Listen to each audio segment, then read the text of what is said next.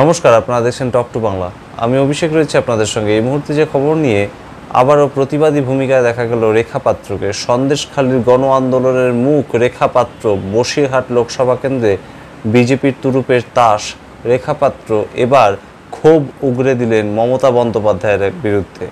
সেই খবর নিয়ে বিস্তারিত আলোচনা করব, কিন্তু তার আগে অবশ্যই টক টু বাংলার ইউটিউব চ্যানেলটিকে সাবস্ক্রাইব করুন এবং প্রত্যেকটি ভিডিও লাইক, কমেন্ট, শেয়ার করে বন্ধুবান্ধব পরিচিত মহলে ছড়িয়ে দিন টক টু বাংলা। আসছি সেই খবরে। রেখা পাত্র যে নামটি পশ্চিমবঙ্গের রাজ্য রাজনীতিতে অত্যন্ত তাৎপর্যপূর্ণ হয়ে উঠল কয়েকটা দিনের মধ্যেই। কারণ সন্দেশখালী ঘটনা ঘটার আগেও কিন্তু রেখা পাত্রের নাম, সেই নামের সঙ্গে আমরা পরিচিত ছিলাম না। এবং রেখা পাত্র ছিলেন সাধারণ একজন গৃহবধূ, সন্দেশখালী এলাকার, পশ্চিমবঙ্গের সন্দেশখালী এলাকার বাসিন্দা।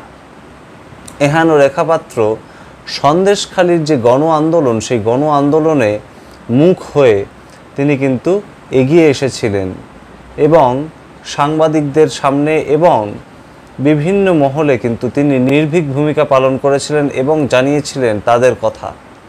সেই কথা বিজেপি, পশ্চিমবঙ্গ রাজ্য কমিটির যে বিজেপি দল, তারা কিন্তু গ্রহণ করে এবং তাকে কিন্তু প্রার্থী হিসাবে, তুরুপের তাস হিসেবে ব্যবহার করে। বসিরহাট অর্থাৎ যে লোকসভা কেন্দ্রের অন্তর্গত বিধানসভা হচ্ছে সন্দেশখালী, সেইখানে প্রার্থী হিসাবে রেখা পাত্রকেই তারা বেছে নেয় এইবারের ভোটে।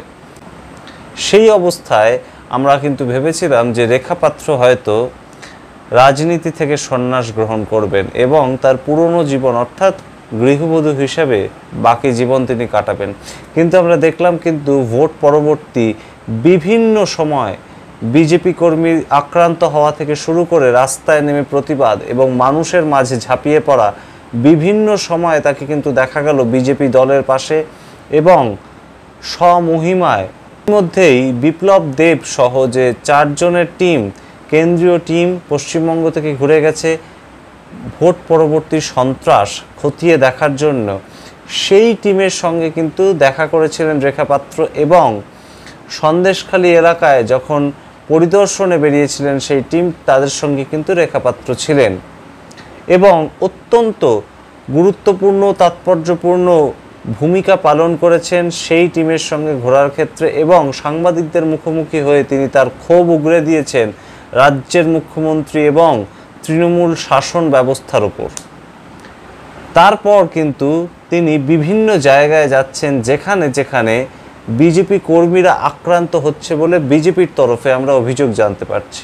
তিনি বললেন, মমতা বন্দ্যোপাধ্যায় বা মুখ্যমন্ত্রী এই পশ্চিমবঙ্গকে যেদিন পাকিস্তান বানিয়ে দেবে সেদিন পালানোর জন্য তামিলনাড়ুতে ঝোলা নিয়ে চলে যেতে হবে গ্রামবাসীদের। এমনভাবে কিন্তু সরাসরি হুমকি বা সরাসরি ঝাঝালো মেজাজে বোঝানোর চেষ্টা করলেন সাধারণ গ্রামবাসীদের।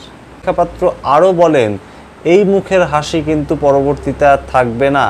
তার কারণ মমতা বন্দ্যোপাধ্যায়ের শাসনে এই এলাকা কিন্তু আরও উত্তপ্ত হয়ে উঠতে পারে এবং তখন মনে পড়বে রেখা পাত্রের কথা।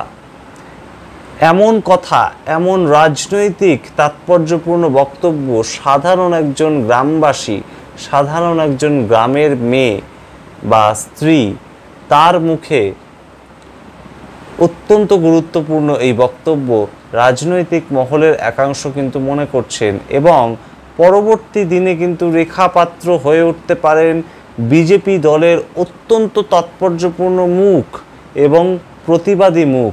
তিনি যেহেতু গণ আন্দোলন থেকে উঠে এসেছেন এবং সূত্র মারফত আমরা জানতে পেরেছি যে শুভেন্দু অধিকারী রাজ্যের বিরোধী দলনেতা, তার পার্সোনাল চয়েস ছিল রেখা পাত্র বসিরহাট লোকসভা কেন্দ্রে প্রতিদ্বন্দ্বিতা করার জন্য এবং তেমনই হয়েছিল। এবং আমরা দেখেছিলাম যে ভোটের ঠিক আগে প্রধানমন্ত্রী, দেশের প্রধানমন্ত্রী নরেন্দ্র মোদী, তিনি সরাসরি রেখা পাত্রকে ফোন করেছিলেন।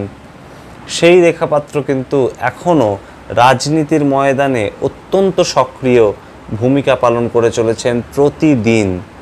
এবং আমরা কিন্তু দেখছি বিজেপির অত্যন্ত গুরুত্বপূর্ণ মুখ হিসাবে লকেট চট্টোপাধ্যায় বা অগ্নিমিত্রা পালের পর রেখা পাত্র কি নতুন মহিলা মুখ বিজেপির? রাজ্য বিজেপির ক্ষেত্রে ঠিক কী নির্ধারিত হয় সেই সমস্ত দিকে আমরা নজর রাখবো। আপনারা দেখতে থাকুন টক টু বাংলা, প্রতি মুহূর্তে সমস্ত ধরনের রাজনৈতিক আপডেট পাওয়ার জন্য। ধন্যবাদ।